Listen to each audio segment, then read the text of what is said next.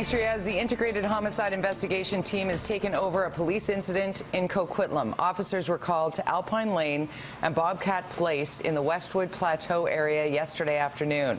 Police have released very few details surrounding the case, but say the situation has been contained.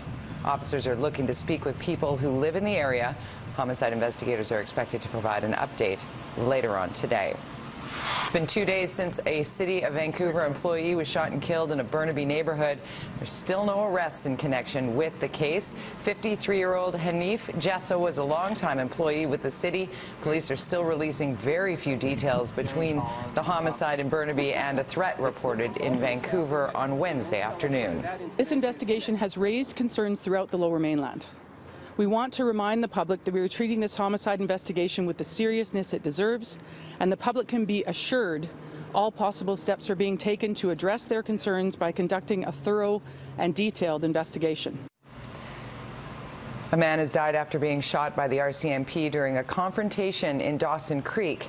Mounties responded to a call about a man damaging property and disrupting ABC Hydro Public Information Centre session, that is, concerning the Site C dam.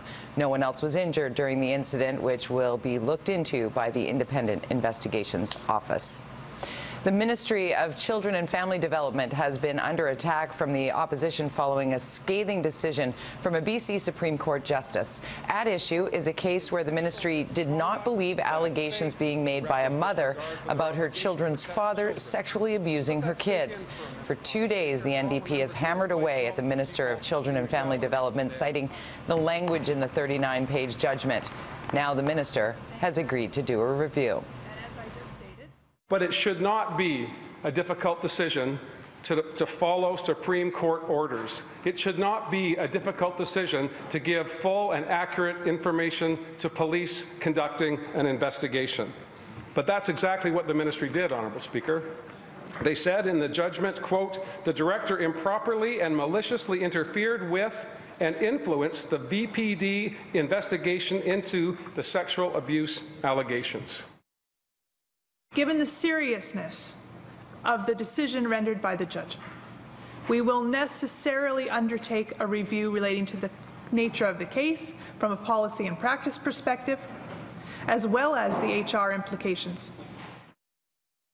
Wildfires now. The iconic Martin Mars water bomber still has not been deployed into action, even though wildfires continue to burn across our province. There are 166 active wildfires right now. Close to 295,000 hectares of land have burned so far this year. There are 3 states of local emergency and 7 evacuation alerts and orders currently in effect. The Martin Mars bomber is on a 1-month contract. Crews have been practicing for the past week. It costs the province about $15,000 a day to have the water bomber on standby.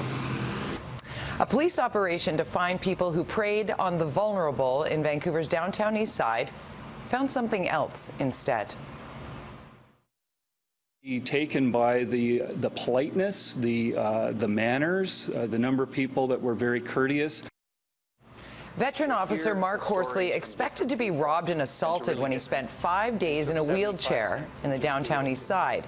But he found only kindness. No criminals were caught, but police aren't calling the undercover operation a failure. People would get down on my level, they would talk to me, and they were very polite and very courteous, often asking me if I had someone to care for me, if I had some place to go, if I was hungry. People gave me food, people gave me money.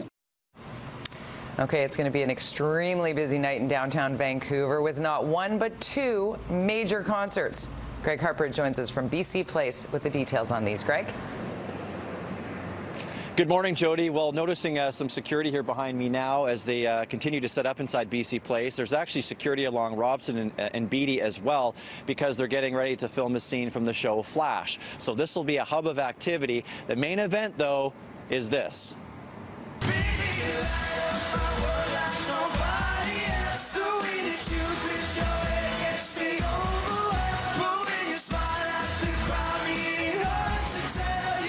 Yes, boy band sensation One Direction are set to perform in front of thousands of fans at BC Place tonight. The fivesome is now a foursome after the sudden departure of Zayn Malik earlier this year. One Direction is currently on a 9-month tour, which is called On the Road Again, and this is ahead of their upcoming album titled 4. And crews have been busy inside BC Place setting up. The equipment actually arrived yesterday, and that's, of course, when it was loaded in. And One Direction isn't the only big concert tonight.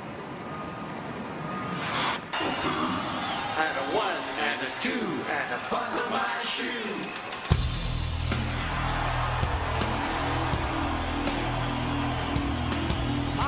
Just across the street, Canadian rockers Rush will be playing at Rogers Arena. Their R40 Live tour officially hits Vancouver tonight. Rush continues to draw big crowds to their concerts. It looks as though the second half of tonight's show will be a lot of their hits from the 70s, and I remember a lot of those. Also, Culture Club performing in Coquitlam tonight at the Hard Rock Casino.